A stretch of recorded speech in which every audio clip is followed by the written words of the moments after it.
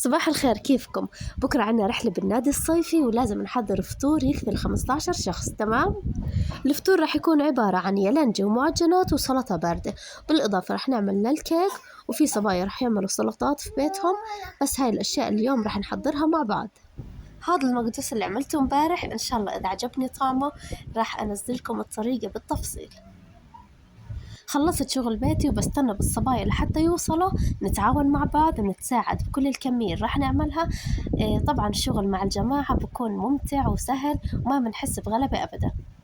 ومن هذا الفيديو بتقدروا تطلعوا أفكار حلوة لحتى تستفيدوا منها بالعزايم وبالرحل.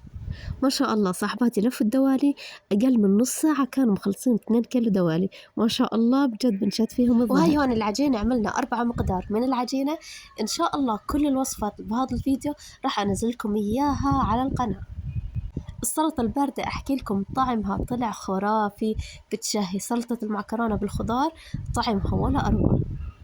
أما الكيك اللي عملناه نزلت لكم طريقته، صارت موجودة على القناة. طبعا أنجزنا كمية منيحة من العجينة، الدوالي، السلطة خلصناها كمان، والكيك ما ضل علينا غير رغفة الزعتر. عملنا كمية منيحة من الزعتر، ما شاء الله طلع الطعم ولا أروع. طبعا اليلنج حطيته بالثلاجة، راح أصحى قبل الفجر أحطه على نار هادية لحتى يستوي معنا تماما. وثاني يوم الصبح صحيت بدري قبل الفجر، حطيت اليلنجة هون على النار لحتى يستوي، خليته تقريبا 3 ساعات. طلعت لميت الغسيل ونزلت عندي هون. لما استوى حطيت عليه الليمون وزيت الزيتون والدبس الرمان. طبعا كالعادة أنا متأخرة، المهم نزلت وطلعنا هون بالبساط ورحنا هون على حديقة. الصراحة هي حلوة ومرتبة إن الواحد يفطر فيها. راح ندور على مكان يكون في لحتى نفطر فيه. طبعا هون جهزنا، ما شاء الله اليلنجة طلع بشهي، حرفيا إنه بشهي. الصراحة اللمة كانت مش بس حلوة إنه عملنا فطور وعملنا تحضيرات وهيك، لا، الرحلة كانت حلوة بوجود الناس الطيبة اللي كانت موجودة معانا. وزي ما حكيت لكم كل الوصفات اللي عملناها اليوم راح أنزلكم إياها بالتفصيل على القناة. أفطرنا وخلصنا، وبعد هيك أكلنا الكيك مع القهوة.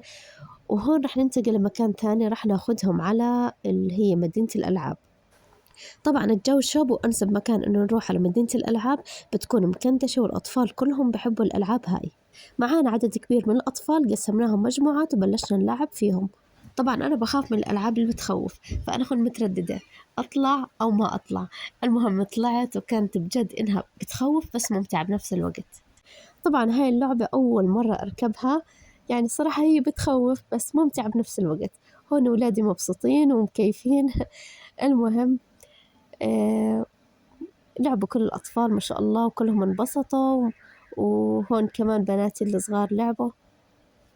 هاي اللعبة بتجنن، ممتعة ما بتخوف، حلوة كثير. وبس هاي كانت تجهيزات وتفاصيل الرحلة. إن شاء الله بنزلكم فيديوهات جديدة. كانت معكم روان، مع السلامة.